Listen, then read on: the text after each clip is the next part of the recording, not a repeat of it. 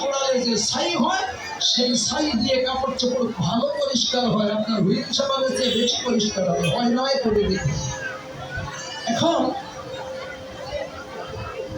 লালাবাবু বুঝাচ্ছে কর্মচারীরা এই কথা, আর লালাবাবু কি বলছে জানেন?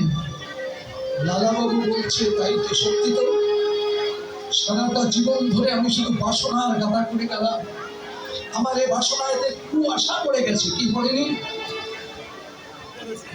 এই যোগ্য করছে, যদি বলে বাবু আপনি আমাদের 10,000 টাকা দিন, বাবা রে 10 টাকা দেওয়ার সামর্থ্য নেই, পকেটে ছেঁড়া শুধু একটা 2 টাকার নোট পেলে তো বাসনা বাড়ছে, কেননা এই টাকা দিয়ে আমার এই কাজ করতে হবে। এ তো উত্তম কাজ করছে না, কিন্তু এদের দিব না। কেন কেন দিবা না? সঙ্গে কিছু যাচ্ছে, কুয়াশা পড়ে যাচ্ছে না বাসনায়, এদিকে আগুন লাগবে। তা বলছি, আমি তো সারা জীবন বাসনার গাদা করে গেলাম, আমার বাসনায় তো আগুন দেওয়া হলো না।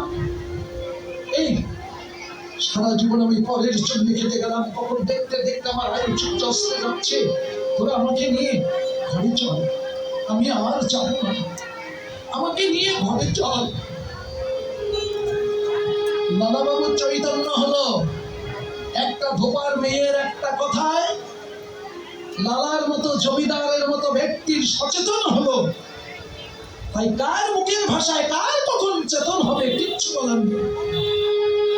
লালাবাবু বাড়িয়েছে, স্ত্রী পুত্র কন্যা গুরুজন যারা ছিল সবাইকে ডেকে বলছে, সারাটা জীবন ধরে আমি পরের জন্য খেটে গেলাম, গাড়ি বাড়ি অর্থ ঐশ্বর্য আভিজাত্য জমিদারি সমস্ত সবকিছু করেছি, আমি জীবনে কোনোদিন নিজের কর্ম কোনোদিন করতে পারিনি।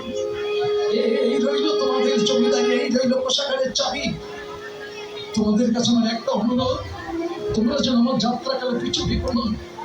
যেটুকু দিন আছে, যেটুকু বেলা আছে, এই বেলাটুকু যদি আমি গৌর গোবিন্দের ভজন করতে পারি, তবে আমার মানব যেমন ধন্য হবে। তোমাদের কাছে আমার অনুরোধ, তোমরা যেন আমাকে পিছু না দিও। লালাবাবু ঘর থেকে বেরিয়ে চলে তীর্থ পর্যটন করতে লাগলো। ঘুরতে ঘুরতে ঘুরতে ঘুরতে শুদ্ধাচারী একজন বৈষ্ণবের সাক্ষাৎ পেয়ে গেল, রামানন্দ গোস্বামী। তার চরণে আশ্রয় নিয়ে বলছে, গুরুদেব এবার আপনি আমাকে দীক্ষা দিন। বলছে, কে তুমি বাবা, তোমার তো চিনতে পারলাম না। তখন বলছে, আমি হতভাগ্য দুর্ভাগা লালা। লালা? কোন লালা তুমি? শুনেছি জমিদার লালা বাবু। তুমি কি সেই জমিদার লালা বাবু? না গুরুদেব, আমি জমিদারও নই, আমি বাবুও নই, আমি সর্বহারা লালা। বলছে, দেখো বাবা, আমি তো যারে তারে দীক্ষা দেই না, আমি যারে তারে দীক্ষা দেই না। তুমি চলে যাও বাবা, আমি তোমার দীক্ষা দিতে পারবো না। কেন? এটা দীক্ষা দেবে কি করে? তার পরনে তো সেই জমিদারি পোশাক রয়ে গেছে, মন থেকে যতই যাই হন না কেন বাহিরে তো চকচকে পোশাক আছে। শাস্ত্র, ভক্তি শাস্ত্রে কি বলেছেন? ভালো না খাইবে, ভালো না পড়িবে, ভালো না থাকিবে, ভালো আরাম বিছানায় শোয়া যাবে না, দামি পোশাক পরা যাবে না, কেননা পোশাকের সাথে প্রত্যেকটা মানুষের মনের পরিবর্তন হয় না হয় পোশাক পরে দেখো, সঙ্গে সঙ্গে মনের পরিবর্তন হবে। এখানে কম দামের পোশাক পরে এরা পায়ে প্রণাম করতে পারবে, গড়াগড়ি দেবে, কিন্তু তুমি দামি পোশাক পরে কোনোদিন এই ধুলায় গড়াগড়ি দিতে পারবে না। আবার আরাম জায়গায় থাকা অভ্যাস না আমাদের। বাবা এত আরামের জায়গা পাবে না বলে কিছু কিছু মানুষ জামাল বাড়িও যায় না, ভের বাড়িও যায় না, হরিবাসরেও আসে না, কেননা সবার জায়গা ভালো হবে না। এরাও মানুষ, আপনারাও মানুষ, মানুষের ভিতরে কত তারতম্য দেখুন। সেটাই এখানে বোঝাচ্ছে যে আমি তোমায় দীক্ষা দিতে পারবো। লালাবাবু বলছে, আমার দীক্ষা দেবে কে গো, আমার শিক্ষা দেবে কে,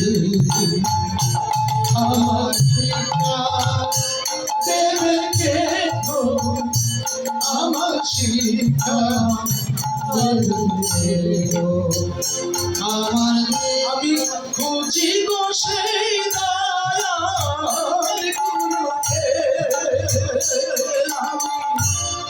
খুঁজি গো সেই দয়ার গুরুকে, যে বলে দেবে কাঁদে কাঁদে আসল নাম কি যে, আমার শিক্ষা দেবে কে গো, আমার শিক্ষা দেবে কে গো, আমার শিক্ষা দেবে কে গো, আমার শিক্ষা দেবে কে গো। শোনো লালা, আমি তোমায় দীক্ষা দিতে পারি, তবে আমার একটা পরীক্ষা আছে, যদি পরীক্ষায় পাশ করতে পারি। কি? তোমার অঙ্গের ওই দামি পোশাক ছাড়া পারবা? হ্যাঁ পারবে, খুলে ফেলো।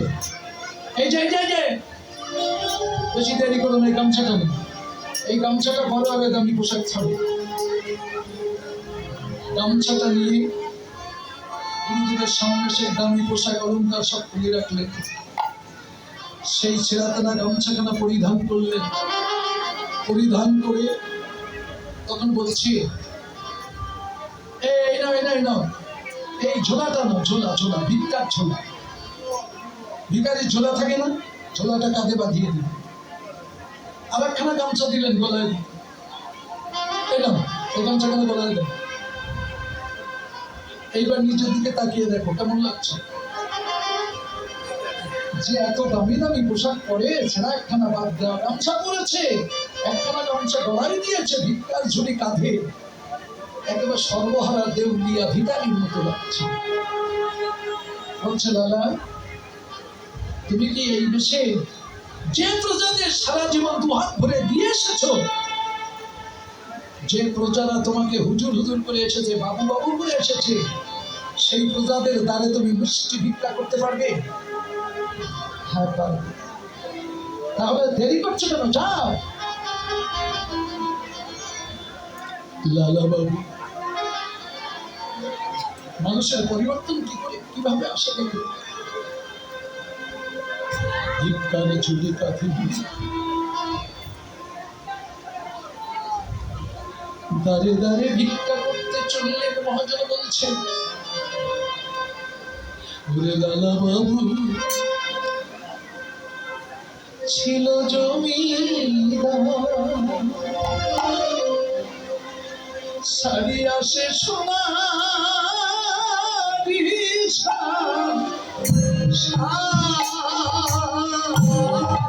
হয়েছে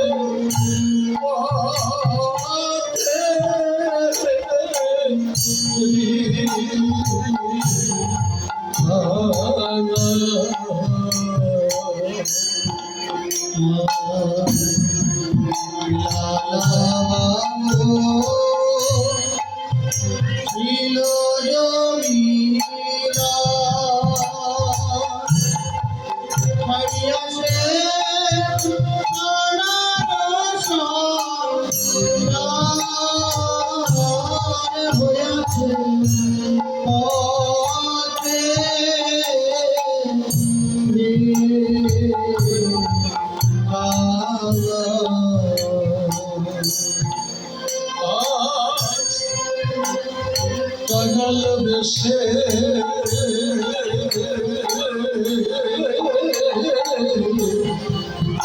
ভিক্ষা মাগে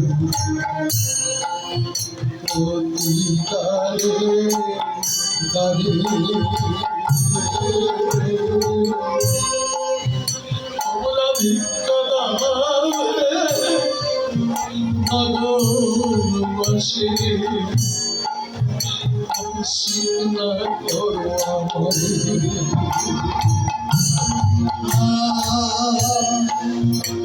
কাদার দেশে দেশ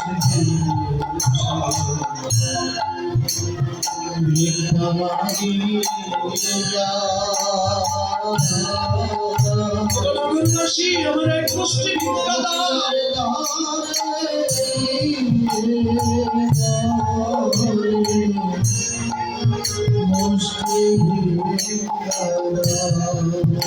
হাসে দুটি